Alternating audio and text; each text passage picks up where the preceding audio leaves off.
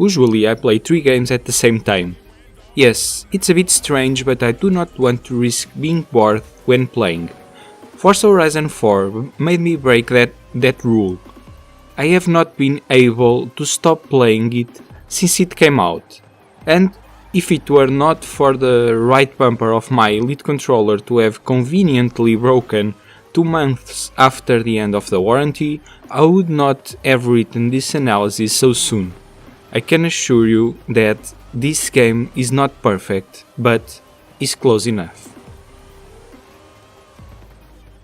Before we start, if you are watching this, please consider to like, comment or subscribe.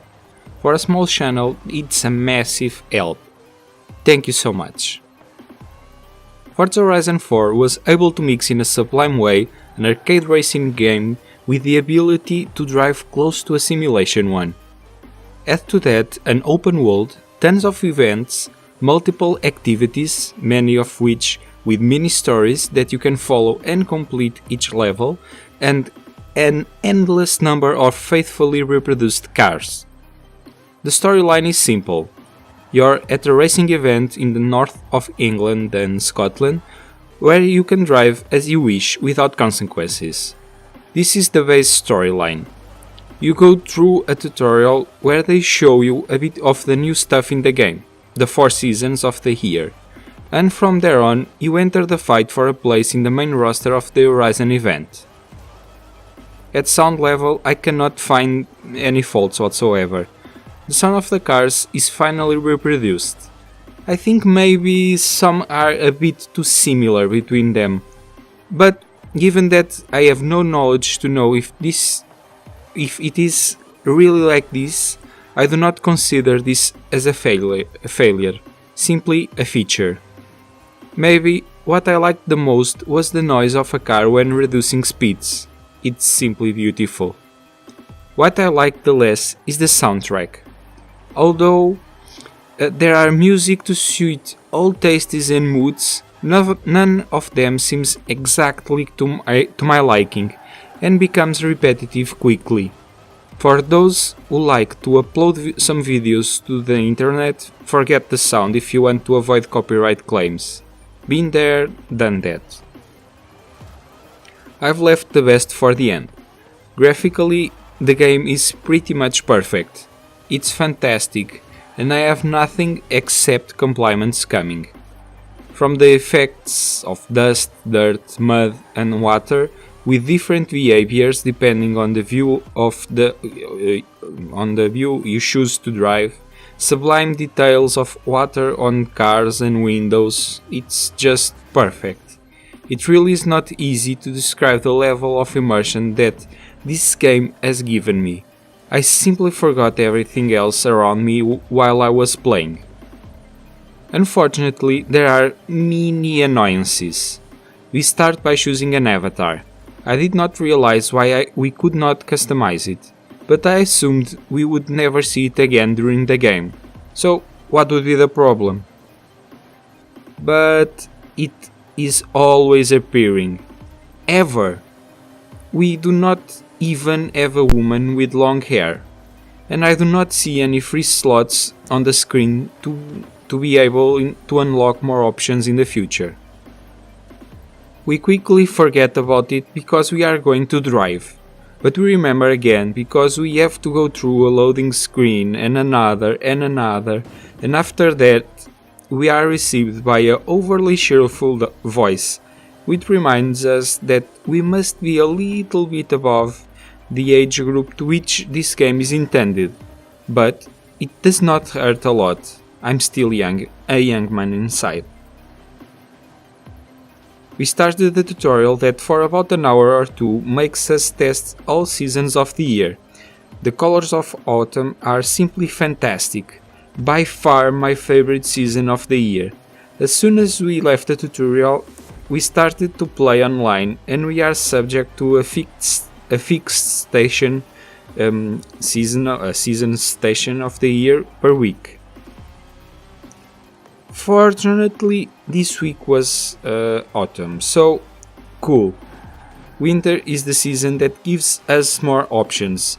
but it is also the one that has a stiffer driving style, which allow us fewer mistakes, because we can easily get into deeper snow and waste precious time. I missed the massive blizzards though. In spring there is green color everywhere, rain and mud with plenty. I liked the mud, but like the summer I found everything more conventional. There's no harm in it, and I think it's cool to be here arguing between the fantastic and the just cool. When you enter the map, tons of missions just appear. There are some linked to the season itself, the seasonal events, others to the racing game in general. There are still some events with a story within the story itself. There is one that stands out, the La Racer, a YouTuber or streamer if you wish, that gives us 10 scenarios to run with 10 emblematic classic video game cars. I found the idea very inspired. Besides, I'll admit that what I like the most is to look for the classic cars in the barn finds. I am always dying for the message of a new rumor to appear, to go to the middle of nowhere and to look for the hidden barn.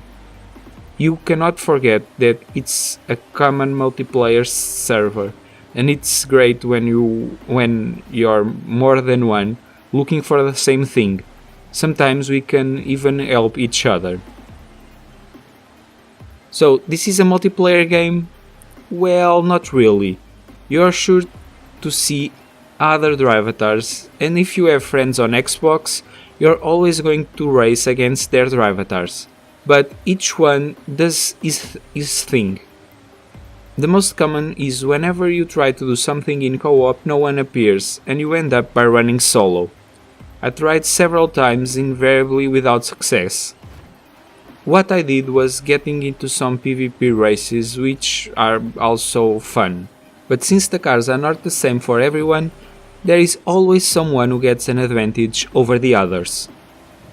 There are live events that everyone can join, but I admit that they become repetitive and are a little worth, since I do not find the reward for completing them very appealing.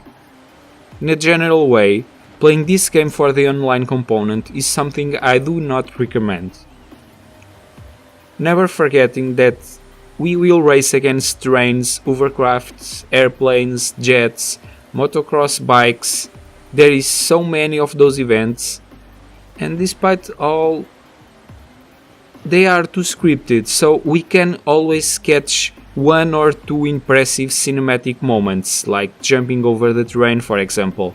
Those are quite fun. This does not bother me. I admit that I like this cinematic moment and I want it there. By the way, there are two forms of progression: the normal experience that makes you level up, and the points you gain while doing skill combos with a car. In previous games you had a general skill tree, but now you have one for each car. Each one of them has a set of specific perks, some better, some worse, some useless. Some are more specific to an activity, one to another, others to nothing whatsoever, and who has the patience to study all these perks can and will surely find some valuable exploits. You can also buy and sell cars at auctions, which helps those who simply want to hoard, since the cars usually leave for much cheaper price there. The races do not fare much from the normal, but in a good way. For an arcade game, even in the open world, I felt a bit lacking in being able to start a race without having to drive back to the starting point. It was an added quality of life feature that could exist in the game. To do this, we have to restart, and by doing that, we lose all the points that we have gained in the race until then. It's something that is logic, of course, but Asking for this does not cost. Now what I least enjoyed and that irritated me when I noticed it. There are events linked to paid DLCs. There was one that I could only get in with DLC cars from the James Bond films. I got really mad since even on auctions the game does not allow me to buy those cars. It makes no sense to let people sell them, since only people that already have them can keep buying them. This makes the standard version of the game a very incomplete version of it. Probably if Anna, our very useful GPS, had not taken me to this event when I asked her for a random race, I would not ever notice this, since there's so much content in the game that is easy to let an event slip under the rug. But I've noticed, and I've not liked it. Replay value is something simply gigantic. In fact, I do not even know if I can consider replay value, because in practice you do not stop playing, as simple as that. In a nutshell, the game is brilliant. I have Game Pass and this was the only game that made me consider to save some money to buy the VIP pass to upgrade to Ultimate Edition, because the game is so good that deserves it. But when I noticed that mission being behind a paywall, and that bothered me a lot. This does not invalidate that the game is close to perfection. I love racing games, but I had never found one that was not a pure simulation or a very goofy arcade. Forza Horizon 4 is my game. Thank you Playing Ground and Turn 10 for it. See you next time. Bye!